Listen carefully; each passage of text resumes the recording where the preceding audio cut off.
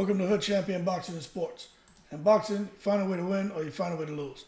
Danny Garcia, in my opinion, him chasing after WBA champion Erislandy Lara is a cherry pick about to go wrong. Look, man, Danny Garcia, when it comes to him, people start talking. They want to see him fights. He's always in likable fights.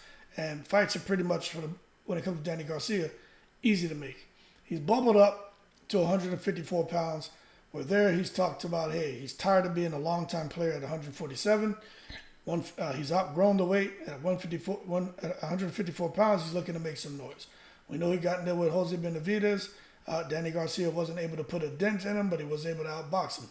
So now he's looking to compete for another title.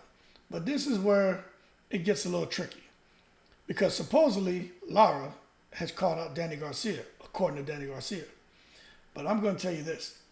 Danny Garcia is saying, okay, if I'm going to fight Lara, which he's saying now he wants to.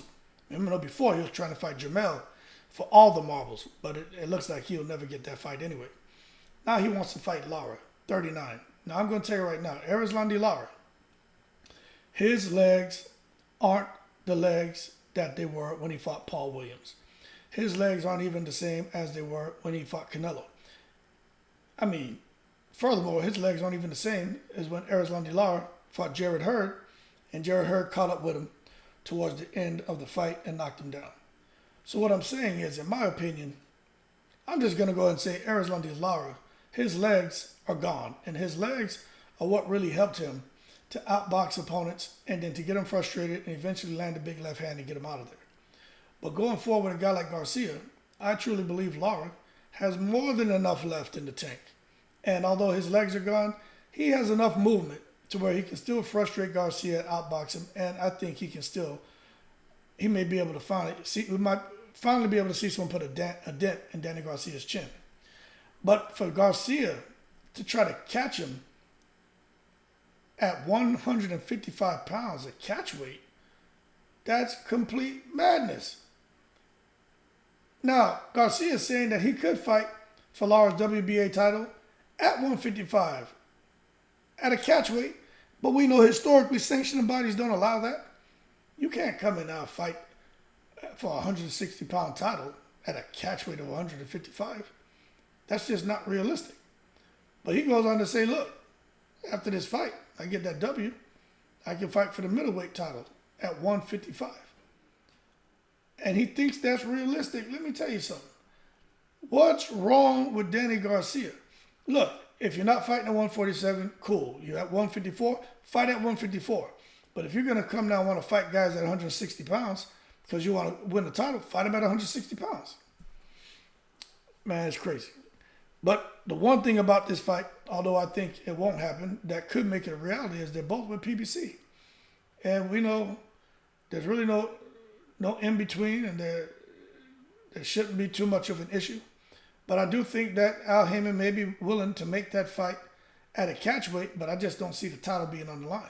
And then, to be honest with you, I don't see the gain for Erislandy Lara beating a much smaller Danny Garcia, and I don't see the gain if Danny Garcia was to beat Lara and beat him at 155 and you don't get any hardware.